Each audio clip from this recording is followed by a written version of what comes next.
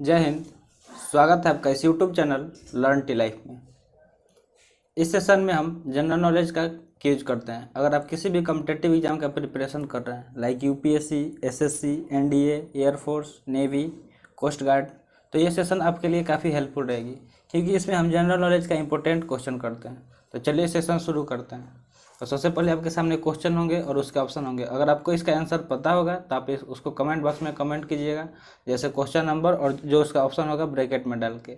इससे आपको पता चलेगा कि आपका जीके कितना स्ट्रांग है। तो सबसे पहला क्वेश्चन आपके सामने है, राइज ऑफ चाइनीज सिविलाइजेशन। जो चाइनीज सिविलाइजेशन है along the bank of Huang forty, ये मतलब इसका कहाँ पे ये हुआ था? हवांग फोर्टी जो रिवर है उसके किनारे पे, ठीक है, हवांग फोर्टी रिवर के किनारे पे, ठीक है। तो पूछा जा रहा है कि टू प्लेस इन, तो ये कब हुआ था, ठीक है। तो ऑप्शन आपके सामने है। तो बात करते हैं इसके करेक्ट आंसर का। तो इसका करेक्ट आंसर क्या हो जाएगा? करेक्ट आंसर हो जाएगा ऑप्शन सी, ठीक है, 2205 से 1122 बीसी में, ठीक है। इस दौरान क्या हुआ था? जो चाइनीज सिविलाइजेशन है मतलब चीनी सभ्यता का विकास हुआ था, उदय हुआ था। राइज मतलब होता है उदय होना, ठीक है। तो अब बात करते हैं नेक्स्ट क्वेश्चन का। Presently known as the European Union, the EEC was established in, मतलब जो यूरोपियन यूनियन है ईईसी, वो कब, मतलब उसका स्थापना कब हुआ था, ये पूछा जा रहा है। तो बात करते हैं इसका करेक्ट आंसर का। तो इसका करेक्ट आंसर क्या हो जाएगा? इसका करेक्ट आंसर हो जाएगा 1958 में, 1958 ईस्वी में क्या हुआ था? जो प्रेजेंटली जिसको हम लोग यूरोपियन यूनियन के नाम से जानते हैं, वो ईईसी उसका मतलब स्थापना हुआ था, ठीक है। अब चलते हैं नेक्स्ट क्वेश्चन पे। नेक्स्ट क्वेश्चन आपके सामने है, steel is more elastic than rubber because. देखिए क्या होता है, रबर होता है वो क्या है, एक इलास्टिक प्रॉपर्टी होता है, और स्टील में भी इलास्टिक प्रॉपर्टी होता है। तो पूछा जा रहा है कि जो स्टील होता है वो रबर से ज़्यादा इलास्टिक होता है, ऐसा क्यों? बहुत सारे क्वेश्चन में पूछ दिया जाता है विच इज मोर इलास्टिक, ठीक है, ऑप्शन दिया रहता है और उसमें स्टील भी होता है। तो हम लोग को तो पता लगता है कि स्टील क्या है, वो मतलब सॉलिड टाइप में है, तो इसलिए वो क्या होगा, मतलब इलास्टिक नहीं होगा। लेकिन नहीं, वो स्टील ही है जो सबसे ज़्यादा इलास्टिक होता है और रबर से भी ज़्यादा इलास्टिक। इलास्टिक मतलब क्या होता है कि जिसको हम लोग खींचे, ठीक है, और फिर वो अपने स्टेट में वापस आ जाए। जब उसको हम छोड़े उस पर से, जब वो अपना फोर्स हटाए तो उसको ही हम लोग इलास्टिक बोलते हैं। तो ये पूछा जा रहा है कि स्टील जो है वो क्यों ज़्यादा इलास्टिक है, मतलब रबर से। तो ऑप्शन आपके सामने है। तो बात करते हैं इसके करेक्ट आंसर का। तो देखिए जो स्टील होता है उसका ratio of stress to strain is more, मतलब देखिए जो इसका रेशियो होता है स्ट्रेस और स्ट्रेन का, तो जो इलास्टिक होता है उसका ज़्यादा होता है, ठीक है। स्टील का इलास्टिक मतलब ratio of stress upon strain, ठीक है, वो ज़्यादा होता है। देखिए स्ट्रेस अपन, देखिए क्या होता है, stress is directly proportional to strain होता है, ठीक है।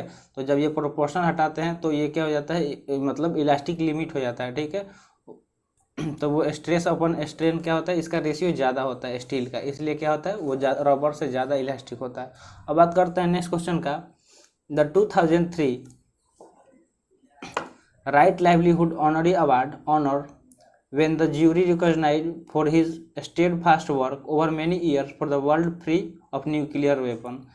तो इस क्वेश्चन का बात करते हैं आंसर का। तो देखिए इसका करेक्ट आंसर क्या हो जाएगा कि जो New Zealand former prime minister David Lange, ठीक है, जो न्यूजीलैंड के former prime minister David Lange थे, उन वही करेक्ट आंसर हो जाएगा, ठीक है। क्वेश्चन देखिए समझते हैं कि क्या बोल रहा है। द 2003 मतलब 2003 में राइट लाइवलीहुड ऑनरी अवार्ड से उनको सम्मानित किया गया था। पूछा जा रहा है कि किनको? व्हेन द जूरी रिकॉग्नाइज, जब जूरी उनको क्या किया था, रिकॉग्नाइज किया था for his steadfast work over many years of world free of nuclear weapon, ठीक है। तो किन्हें ये सम्मानित किया गया था? जो फॉर्मर न्यूजीलैंड के former prime minister David Lange थे उन्हें, ठीक है। अब बात करते हैं नेक्स्ट क्वेश्चन की। तो नेक्स्ट क्वेश्चन आपके सामने है, तानसेन जो तानसेन थे वो कौन थे? तो इसका करेक्ट आंसर क्या हो जाएगा? जो तानसेन थे वो क्या थे, देखिए वो एक great exponent of Indian classical music, वो एक बहुत अच्छे मतलब गायक थे, ठीक है। इंडियन जो क्लासिकल म्यूजिक है, शास्त्रीय संगीत के, ठीक है। और उसके बाद से one of the 9 game in the court of Akbar, और वो जो मतलब 9 रत्न थे ना अकबर के दरबार में, उसमें से वो भी एक थे, ठीक है, अकबर के दरबार में से। इसलिए क्या हो जाएगा इसका करेक्ट आंसर? सी हो जाएगा, ठीक है, C the correct answer, both A and B.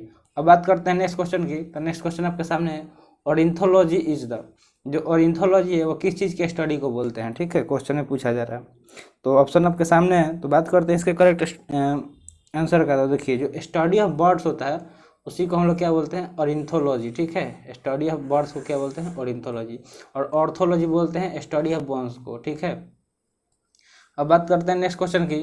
तो Rabindranath Tagore is also known as, जो रविंद्रनाथ टैगोर थे उनको एक और नाम से हम लोग जानते थे, वही पूछा जा रहा है कि किस नाम से हम लोग जानते थे।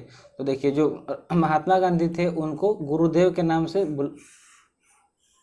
बुलाया जाता था, ठीक है। वही रविंद्रनाथ टैगोर ने उनको महात्मा बोला था, ठीक है, और महात्मा गांधी ने इनको Gurudev. So B is the correct answer, ठीक है, गुरुदेव। नेक्स्ट क्वेश्चन आपके सामने, Raj Kapoor receive Dada Saheb Phalke award in, जो राज कपूर थे उनको दादा साहेब फाल्के पुरस्कार से सम्मानित किया गया था, तो उनको कब सम्मानित किया गया था ये पूछा जा रहा है। तो बात करते हैं इसके करेक्ट आंसर का। तो देखिए 1987 में राज कपूर को दादा साहेब फाल्के पुरस्कार से सम्मानित किया गया था। और ये दादा साहेब फाल्के पुरस्कार क्या होता है, ये फिल्म इंडस्ट्री में अवार्ड दिया जाता है, ठीक है। चलिए चलते हैं नेक्स्ट क्वेश्चन पे। नेक्स्ट क्वेश्चन आपके सामने है, Oscar award are conferred annually by, जो ऑस्कर अवार्ड होता है वो प्रत्येक साल किस मतलब ऑर्गेनाइजेशन द्वारा कॉन्फर्ड किया जाता है। तो बात करते हैं इसके करेक्ट आंसर का।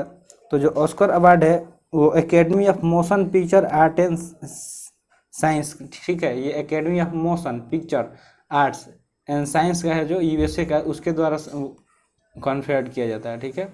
तो करेक्ट आंसर क्या हो जाएगा, ऑप्शन ए। अब बात करते हैं नेक्स्ट क्वेश्चन की। तो नेक्स्ट क्वेश्चन आपके सामने, रॉबर्ट कोच वर्क ऑन, जो रॉबर्ट कोच थे वो मतलब किस पे वर्क किए थे, किस पे काम किए थे। तो बात करते हैं उनके करेक्ट आंसर का। तो जो रॉबर्ट कोच थे वो ट्यूबरक्लोसिस यानी कि जो टीबी बीमारी है उस पर उन्होंने काम किया था, ठीक है, ट्यूबरक्लोसिस। अब चलते हैं नेक्स्ट क्वेश्चन की ओर। नेक्स्ट क्वेश्चन आपके सामने है, सत्यजीत राय रिसीव मगसस्य अवार्ड फॉर जर्नलिज्म, जो सत्यजीत राय थे उनको क्या किया गया था, मगसस्य अवार्ड से सम्मानित किया गया था, किस लिए, जर्नलिज्म के लिए, ठीक है, जर्नलिज्म के लिए, journalism literature and creative communication के लिए।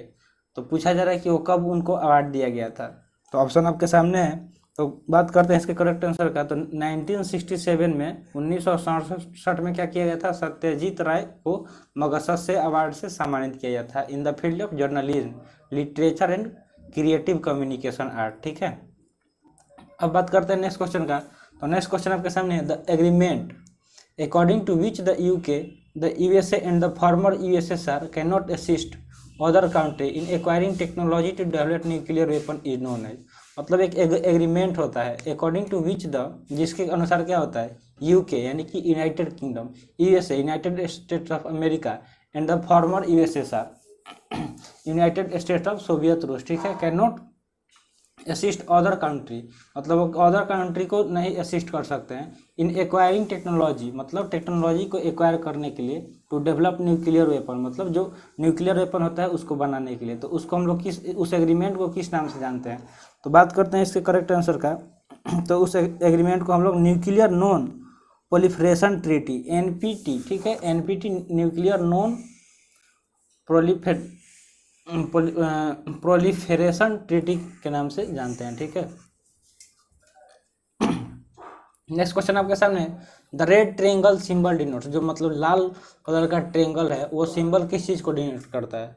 तो बात करते हैं इसके करेक्ट आंसर का। तो जो रेड ट्रेंगल है वो क्या करता है, फैमिली प्लानिंग को डिनोट करता है, किसको, फैमिली प्लानिंग को। अब बात करते हैं नेक्स्ट क्वेश्चन का, PT Usha who came close to bagging a bronze finished fourth in dash in 1984 Olympic, जो पीटी उषा थी वो क्या थी, came close to bagging a bronze finish, ठीक है, फोर्थ इन, तो उन्होंने मतलब क्या किया था, फिनिश लाइन के टाइम फोर्थ रैंक आया था, तो वो किस चीज़ में आई थी वही पूछा जा रहा है पीटी उषा के बारे में, जो 1984 का ओलंपिक गेम हुआ था उस टाइम। तो बात करते हैं इसके करेक्ट आंसर का। तो इसका करेक्ट आंसर क्या हो जाएगा, 400 जो हर्डल रेस होता है, ठीक है, हर्डल रेस, उसमें हर्डल रेस क्या होता है कि जैसे ये ट्रैक हो गया, ठीक है, जैसे ये ट्रैक हो गया, तो ट्रैक में क्या होता है, यहाँ पे ऐसे स्टैंड टाइप का रहता है जिसको दौड़ के आके और जंप करना होता है, फिर दौड़ के जाइएगा, फिर यहाँ पे वो रहेगा, फिर उसको जंप करना होता है और ऐसे ही, ठीक है। तो इसी रेस में क्या हुआ था, वो फोर्थ आई थी इन 1984 ओलंपिक्स में, ठीक है, कौन, पीटी उषा। अब बात करते हैं नेक्स्ट क्वेश्चन की, जो फोटोफोबिया इज, जो फोटोफोबिया होता है वो क्या होता है। तो फोटोफोबिया में के बारे में हम बात करते हैं। तो देखिए, जो फोटोफोबिया है वो क्या है, एबनॉर्मल इंटॉलरेंस ऑफ लाइट है। मतलब ये जो मतलब जो लाइट को बियर नहीं कर सकते हैं, ठीक है, उनको ही हम लोग फोटोफोबिया बोलते हैं। जो तेज लाइट होगा, ज़्यादा लाइट होगा, वो मतलब उनको उस चीज़ से डर होता है, ठीक है।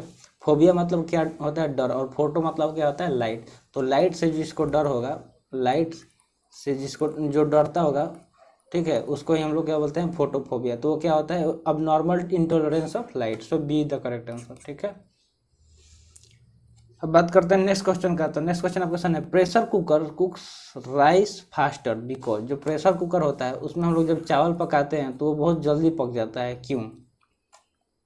तो बात करते हैं इसके पीछे की साइंस की। तो जो high pressure rise the boiling point of water, देखिए उसमें क्या होता है, प्रेशर हाई हो जाता है। प्रेशर कुकर में प्रेशर क्या हो जाता है, हाई हो जाता है, जिसके वजह से जो बॉइलिंग पॉइंट ऑफ वाटर है वो क्या हो जाता है, बढ़ जाता है। और इस वजह से क्या हो जाता है, जो राइस होता है वो जल्दी पक जाता है। So D is the correct answer.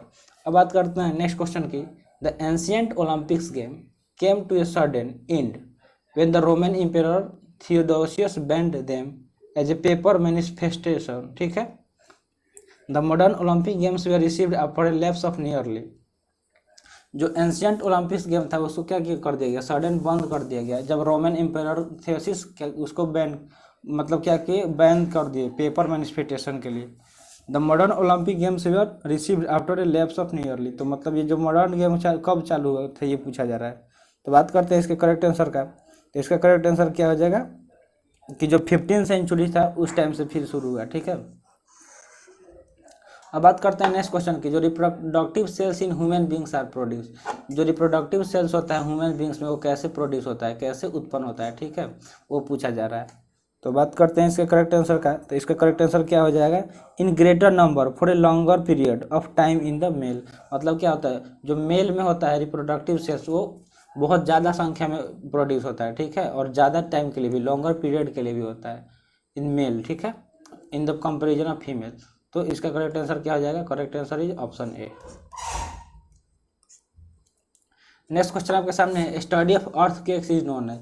जो अर्थक्वेक्स का मतलब स्टडी हम लोग करते हैं, अध्ययन करते हैं, तो उसको हम लोग किस चीज़ से जानते हैं? तो जो स्टडी ऑफ अर्थक्वेक है उसको हम लोग सिस्मोलॉजी से जानते हैं, ठीक है, सिस्मोलॉजी। और चलिए एक क्वेश्चन आपके से हम पूछ रहे हैं कि जो मतलब अर्थक्वेक्स को मेजर करने के लिए जिस डिवाइस का यूज करते हैं उसका क्या नाम होता है, नेम बताना, ठीक है, कमेंट बॉक्स में। The device which is use to measure the earthquakes, तो कमेंट बॉक्स में आप उसका नाम कमेंट कीजिएगा, ठीक है। अब आपके सामने है last question. The 2005 American open tennis championship title for men's and women's singles were won respectively भाई। जो 2005 में ऑस्ट्रेलियन ओपन टेनिस चैंपियनशिप हुआ था, तो वो मेंस और वुमेन्स सिंगल्स के लिए मतलब किसने जीता था, वो दोनों का नाम यहाँ पे दिया गया है, तो उसको आपको बताना है। तो बात करते हैं इसके करेक्ट आंसर का। तो जो 2005 में ऑस्ट्रेलियन ओपन टेनिस चैंपियनशिप हुआ था उसमें क्या, जो मरट सेफिन और सेरेना विलियम्स, इन दोनों ने क्या किया था, अपने नाम खिताब जीता था, ठीक है। So D is the correct answer. तो आज के सेशन में के लिए बस इतना ही, और आज का सेशन यही समाप्त हुआ। तो आई होप ये सेशन आपको पसंद आया होगा। पसंद आया तो लाइक कर दीजिए, और अभी तक चैनल सब्सक्राइब नहीं किए हैं तो जल्दी से चैनल सब्सक्राइब कर दीजिए। मिलते हैं फिर अगले सेशन में। जय हिंद।